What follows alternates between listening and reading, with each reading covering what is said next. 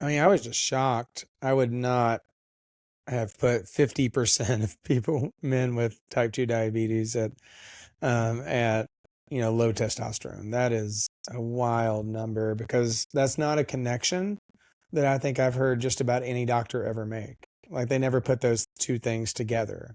Most of the time it's just you have diabetes. There's no mention of testosterone, sex hormones of any kind, in most of the circumstances I've seen. So that's incredible to me. Yeah, the other ones too are like just the inflammation markers, looking for those reasons for why testosterone is low. And that's just it. We kind of get hyper focused on testosterone, but we don't look at the reasons why. So I kind of tell guys when I explain this to them, testosterone is kind of like it it's kind of like the smoke, right? It's telling us like something's wrong.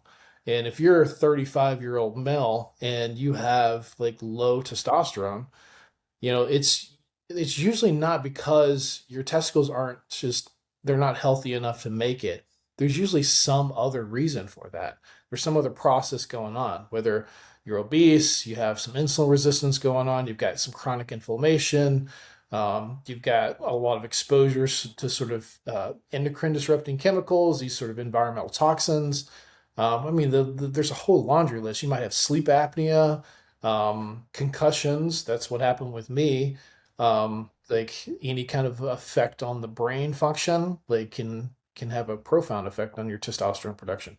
So and that's just it. Like when we look at T, and I've seen this, with plenty of guys who come into my office where they're on testosterone replacement or they went to their primary care or one of these, men's health clinics and they measured low T and the clinic wanted to put them immediately on testosterone and they may be in their 30s or 40s, still pretty young to be on replacement therapy and they never ask the question why. Like, why is your testosterone low? It's just, oh, it's low. Here you go. Here's some, testosterone replacement and good luck.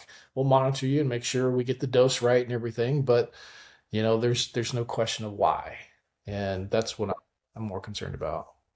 And I agree. I mean, it's interesting because anytime I've talked to people about testosterone, even for me on the Western side, it was like this magical thing of just like, well, your testosterone's low and there's no reason for it. It just happens because you're older and you need some support. And most of the time, part of it is not just Western doctors, but the way we think of medicine as like you cut off, you have a hurt shoulder, right?